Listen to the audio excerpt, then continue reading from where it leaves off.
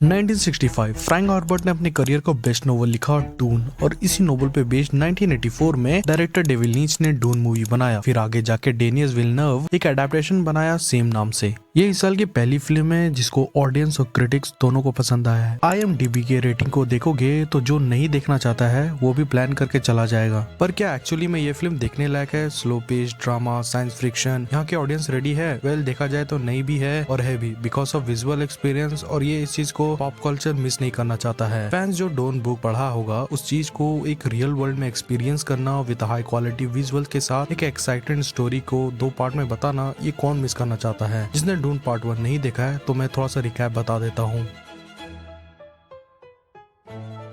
जहाँ पे डून पार्ट 1 में हम लोग देखते हैं कि कैसे पॉल एट्रेडिस को गिफ्ट मिला अपनी माँ से कि वो आगे क्या होने वाला है देख सकता है। साथ ही उसके कंधों पे अपने लोगों को लीड कैसे करना है ये भी बोझ होता है। और यही प्रॉब्लम को फेस करते हुए एट्रेडिस के राजा लीटो को एक ऐसा डिसीजन लेना पड़ता है अपने लोगों के फ्यूचर के लिए, जहाँ पे एक प्लेनेट अर्काइज में उसे कंट्रोल मिलता है। लेकिन वहाँ के एम्पायर इस चीज से खुश नहीं था। ये एट्रेडिस पीस चाहता है, लेकिन हाउस ऑफ आर्कनन्स एट्रेडिस पे हमला कर देता है, जिससे सिर्फ पॉल और जेसिका ही सर्वाइव कर पाता है। पर मैं बता दूं, ये फिल्म 1984 के डून से काफी सिमिलर हो सकता है। सीन बाय सीन देखोगे तो ये कुछ जगह पे है, बस टेक्नोलॉजी, कॉस्ट्यूम और एक्टर डायरेक्टर का डिफरेंस है। लेकिन डेनिस ने इसको 2 पार्ट में स्टोरी को डिवाइड कर दिया है और ये शायद ब्रिलियंट आइडिया था, क्योंकि फ्रैंक हर्बर्ट ने डून को 6 नोवेल में लिखा है और एंड में देखते कि चाइनी पॉल के डिसीजन से खुश नहीं होती है। दूसरी तरफ पॉल को एक विजन आता है अपनी बहन का, ये बोलते हुए कि सब कुछ ठीक हो जाएगा। बस मुझे यहाँ पे एक चीज समझ में नहीं आ रहा कि डायरेक्टर ने दिखाया कि फ्रेदर ओदा ने पॉल को सच में मार दिया है या फिर वो घायल है। एक तरफ ये भी है कि एंडिंग सिचुएशन में पॉल प्रिंसेस आयुमा को चूज करता है और शायद पॉल सेम मिस्टेक रिक्रिएट कर रहा है जैसे लीटो एट्रेडिस ने किया था। लीटो ने हार्कनेंस से ये सौदा किया था कि हार्कनेंस की एट्रेडिस पे अटैक नहीं करेगा, क्योंकि लीटो हार्कनेंस की बेटी जेसिका से शादी कर लेता है। लेकिन हार्कनेंस बाज नहीं आता है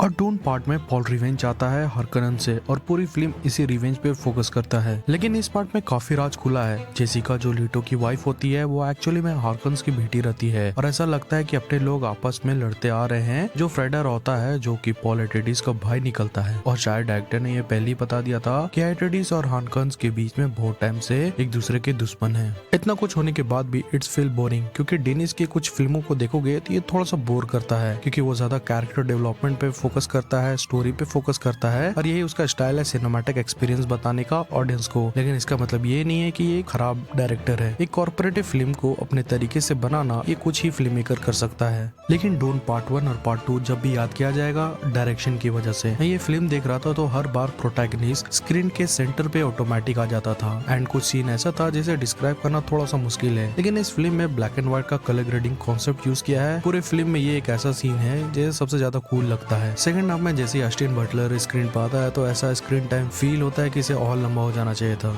विजुअल एंड सिनेमेटोग्राफी में नजर डालोगे तो ये इंटरस्टेलर से कई ज्यादा बेटर लगता है। विजुअल को देखो कुछ जगह में तो ऐसा लगता है कि ये रियल है। सिनेमेटोग्राफी तुम्हें हर एक सीन में देख सकते हो इस ड्यून यूनिवर्स में। जहाँ तक बात रहा म्यूजिक कंपोजर का तो हांस जिमर जैसा कोई नहीं है। पता नहीं उसके पास इतना म्यूजिक का एक्सपीरियंस है या फिर वो गॉड गिफ्टेड है। हर बार इतना परफेक्ट बीजीएम वो कैसे बना सकता है किसी भी फिल्म के लिए। जब भी इसने कोई भी फिल्म में काम किया है तो ऑस्कर नॉमिनेशन मिलता है और 2 बार तो ऑस्कर जीत भी चुका है। और तो 2007 में डेली टेलीग्राम ने यह तक छाप दिया था कि हांस जिमर टॉप 100 लिविंग जीनियस में से एक है। बट ओवरऑल डून एक ग्रेट एक्सपीरियंस था। फिल्म को जगह पे स्लो पीस की वजह से इंडिया की ऑडियंस उस नजर पे पसंद नहीं आएगा। हालांकि जो भी इस डायरेक्टर की फिल्म देखा है उसे पता होगा ये ऐसे ही फिल्म बनाता है और इस टाइप के विजुअल सिनेमेटोग्राफी सब देख के सेटिस्फाई फील होता है, पैसा वसूल हो गया। एक साइंस फिक्शन फिल्म से तुम क्या ही एक्सपेक्ट कर सकते हो। पॉल एट्रेडिस जिसे इस प्लेनेट का फ्रीमेंस मसीहा मानता है ये बात सच हो जाता है। खैर डायरेक्टर डेनिस विलन्यूव का विजन और फ्रैंक हर्बर्ट के नोवेल को जिस तरह से ट्रांसफॉर्म किया गया है, ऑडियंस समझ सके, अटेंशन टू डिटेल जैसी चीजों को बता सके स्टोरी टेलिंग की हेल्प से।